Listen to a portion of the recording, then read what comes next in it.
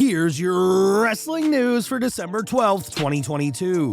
And we're kicking off today with WWE, and for over half a year, Sasha Banks has been missing from programming, and at one point, it was believed she was gone for good. Back in August, it was reported that she and Naomi had reached a deal to return to WWE now that Vince McMahon is gone, but it's been months since then, with no sign of a return. During the latest Wrestling Observer Radio, Dave Meltzer spoke about Banks' impending appearance at New Japan's Wrestle Kingdom event and dropped some blockbuster news about the former champion. She's not going back to WWE, but you cannot always rule that out. Maybe they'll just say, she's more trouble than she's worth, she's asking for so much money, which is, of course, the attitude a month ago of, oh my god, how can she ask for so much money? January 4th, Tokyo Dome and other dates, and Mercedes Varnado or whatever name she will go with, but as of right now, she's just done with WWE. It can change at any moment, but that's the situation right now. Banks finishing up with WWE is huge, and it's been reported that some in AEW are hopeful that her New Japan appearance could lead to her signing with Tony Khan. Whatever comes next, Banks leaving WWE is a big loss to that promotion, and the wrestler/Mandalorian star could be all elite soon enough. A few weeks back, it was reported that Jamie Noble would be having his final WWE match, officially bringing his in-ring run to an end.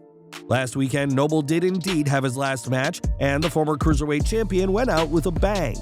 Teaming with Braun Strowman, Ridge Holland, and Butch, the foursome defeated the Bloodline, Solo Sikoa, the Usos, and Sami Zayn, with Noble getting the win for his team.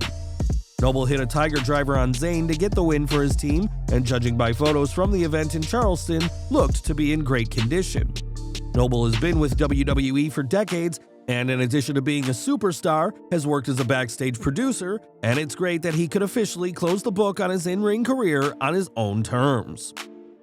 Before leaving AEW for WWE, Cody Rhodes held the TNT Championship on 3 separate occasions and was the first person to ever win the title.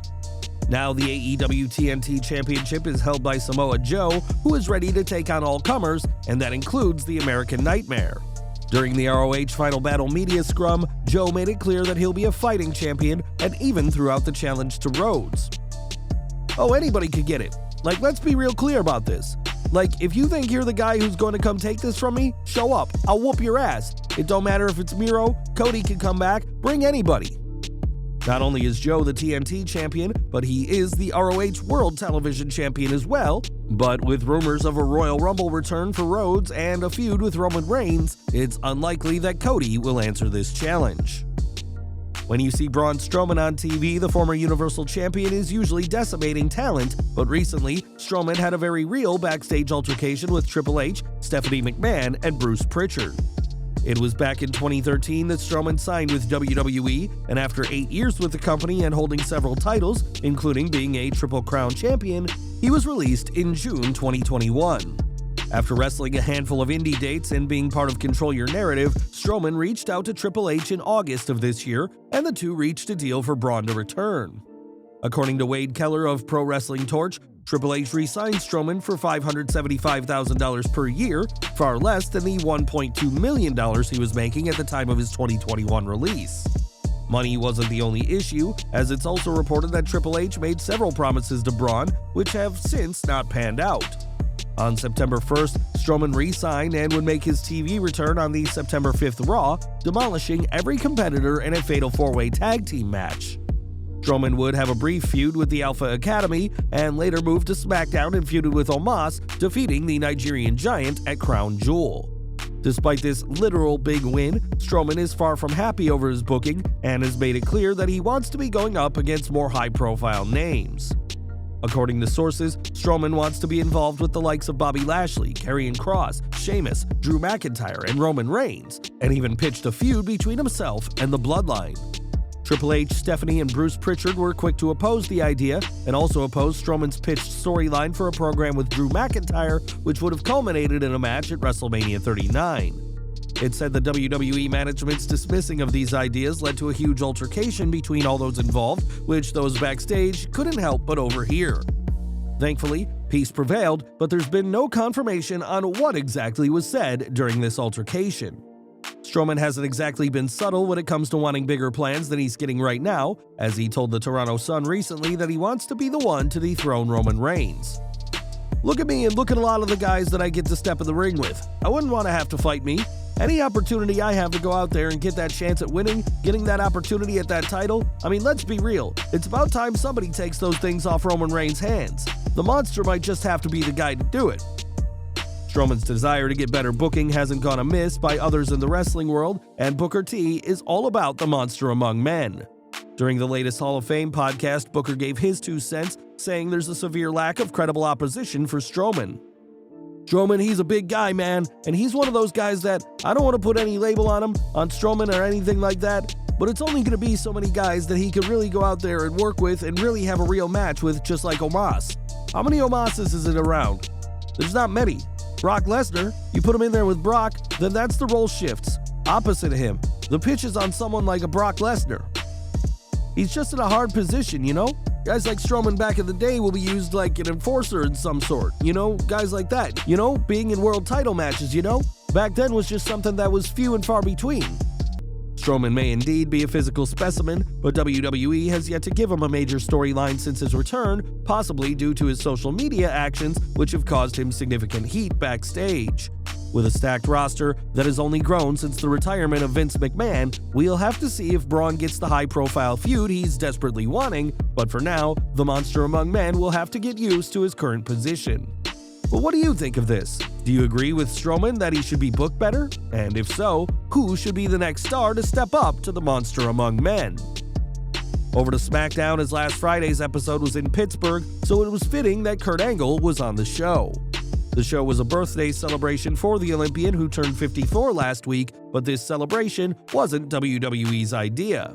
Speaking on the Kurt Angle show, the WWE Hall of Famer said he was the one who approached WWE about the idea, saying, "Well, I approached WWE and said, listen, your Olympic hero is going to have a birthday on December 9th. You're going to be in Pittsburgh. WWE is going to be in Pittsburgh. It's a perfect time to celebrate my birthday."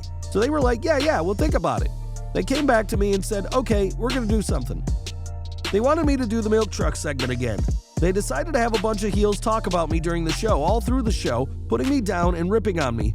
Then in the end, they were coming out to the ring because I was supposed to have my celebration.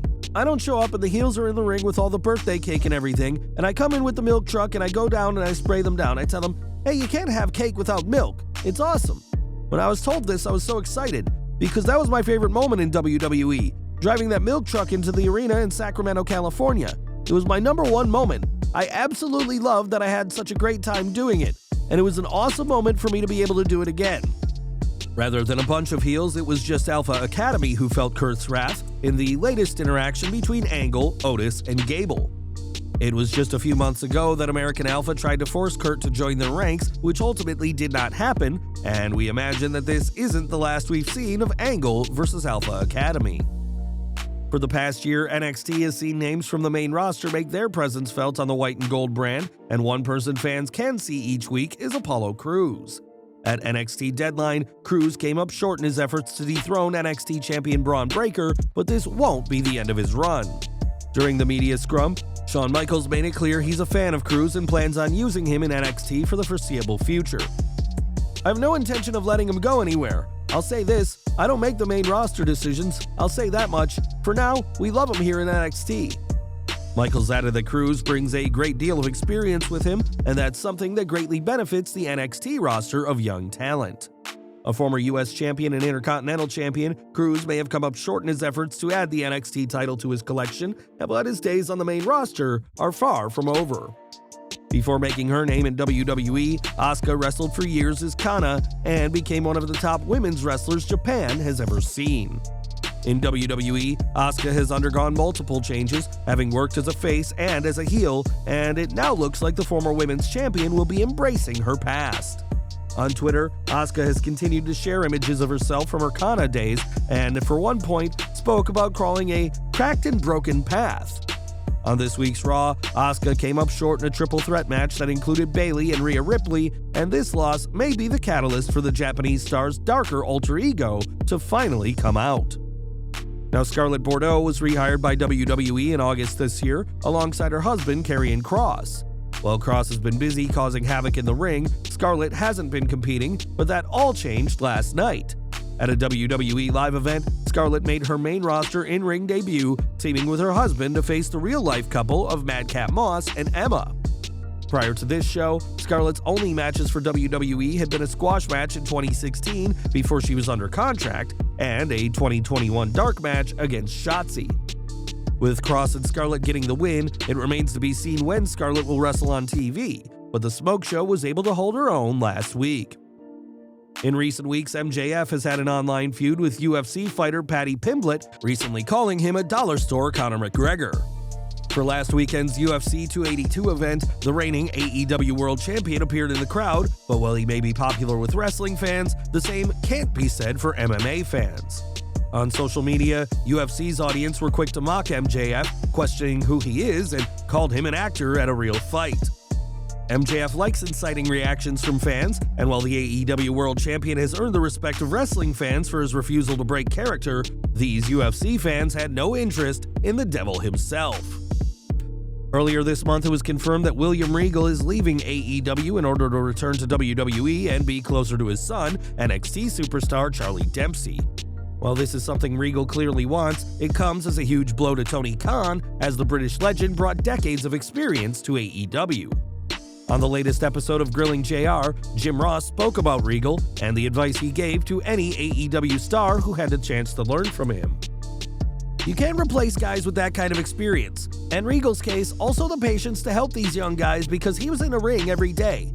I mentioned to MJF, I said, the more you can sit under the learning tree of William Regal and talk about the psychology of being a wrestling villain, you should, because he's got great psychology, and again, a very valuable asset to wherever he may be. He's one of those guys that you can't replace or at all. I don't know if you can replace him at all, quite frankly. It's been reported that Regal's agreement to leave means he can't appear on TV for a year, so it won't be until 2024 that we see him on WWE TV. Triple H was said to be livid when WWE's old regime released him in January of this year, but now the 2008 King of the Ring will be able to mentor those in NXT just like before. And we're ending today with Mike Tyson, as it was in 1998 while serving a suspension from boxing that he joined the WWF in the run-up to WrestleMania 14. Tyson's time with the promotion would earn the WWF international attention, and even those who are trying to put Vince McMahon out of business can see just how influential it is. When a fan asked Eric Bischoff about whether Tyson was a turning point in the Monday Night Wars between the WWF and WCW, Bischoff called it the pivot point, which saw WWE abandon their teen and preteen demographic and go after the 18 to 49 demo WCW had been winning over at the time. The 18 to 49 demographic is coveted even today, as it is this age bracket which are believed to have the most disposable income to spend on merchandise at wrestling events. While the Monday Night Wars would carry on for 3 years after the Mike Tyson angle, the WWF would ultimately purchase their own competition, and they have Iron Mike to thank for turning the tide in their favor. That's our news for today, guys. Please watch our previous video, 15 WWE wrestlers who passed away in 2022.